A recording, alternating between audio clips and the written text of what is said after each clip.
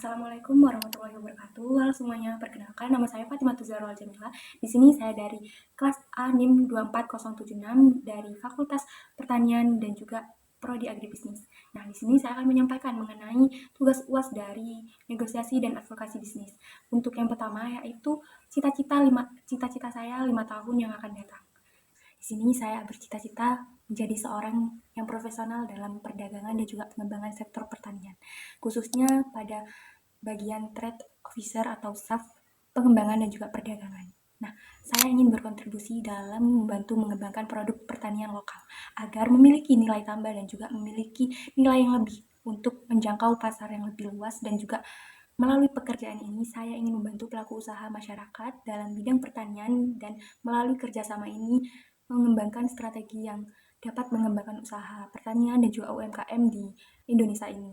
Kontribusi terhadap pengembangan produk pertanian lokal agar memiliki nilai yang dapat menjangkau pasar di dalam negeri ataupun di luar negeri nantinya. Dan juga di sini melalui pekerjaan ini saya ingin membantu pelaku usaha dan juga masyarakat di bidang pertanian dalam melalui kerjasama dan juga pengembangan strategi pemasaran dan serta kemampuan dalam komunikasi dan juga pemahaman terhadap perdagangan, dan khususnya di Madura dan juga Jawa Timur ini untuk meningkatkan kesejahteraan dan keberlanjutan dari petani dan UMKM yang ada.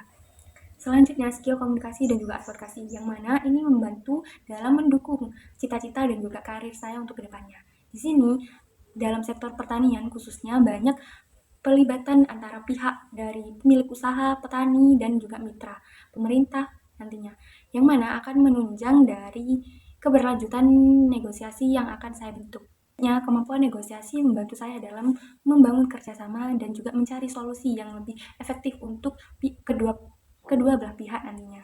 Dan selanjutnya ada juga advokasi, yang mana membantu saya dalam menyampaikan kebutuhan dan juga memperjuangkan pengembangan sektor pertanian, mulai dari perkembangan pertanian yang lebih berkelanjutan nantinya.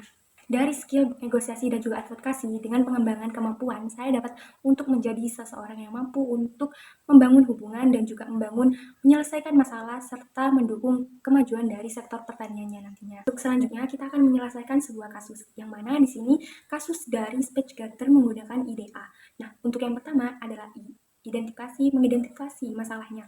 Yang pertama adalah untuk kasus ini, masalah utamanya itu ada pada perbedaan kepentingan, yang mana PT Sumber Rasa yang ingin melakukan ekspansi melalui efisiensi biaya.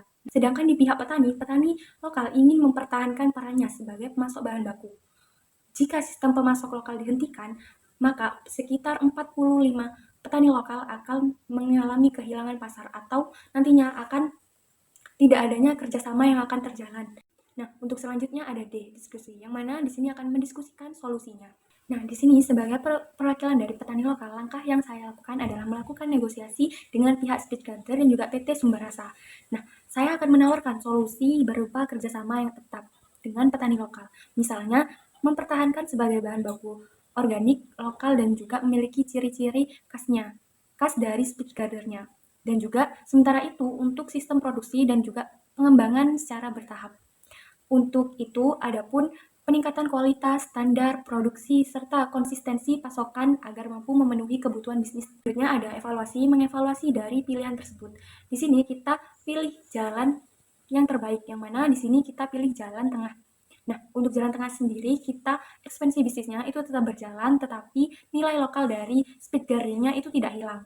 Dan keuntungan bagi perusahaan tersebut itu adalah mendapatkan cita rasa restoran yang ramah lingkungan dan juga memiliki keuntungan dari keunikan produk, sedangkan pasar dan juga hubungan kerjasama yang sudah terjalan. Selanjutnya adalah A, action ataupun melakukan tindakan nantinya. Yang mana di sini tindakan yang harus dilakukan yaitu membentuk kerjasama yang resmi antara Speed Gather dan juga PT Rasa. Nah, selanjutnya pada gambar ini kita bisa lihat hubungan antar aktor dalam jaringan Speed Gather. Speed Gather menjadi pusat jaringan yang menghubungkan PT Sumber Rasa sebagai investor, petani lokal sebagai pemasok bahan baku, dan Dinas Pariwisata Yogyakarta dan media sebagai pendukung promosi, serta konsumen sebagai penerima produk. Dari pemetaan ini menunjukkan adanya kerjasama antar aktor untuk mendukung keberlanjutan bisnis yang berkelanjutan.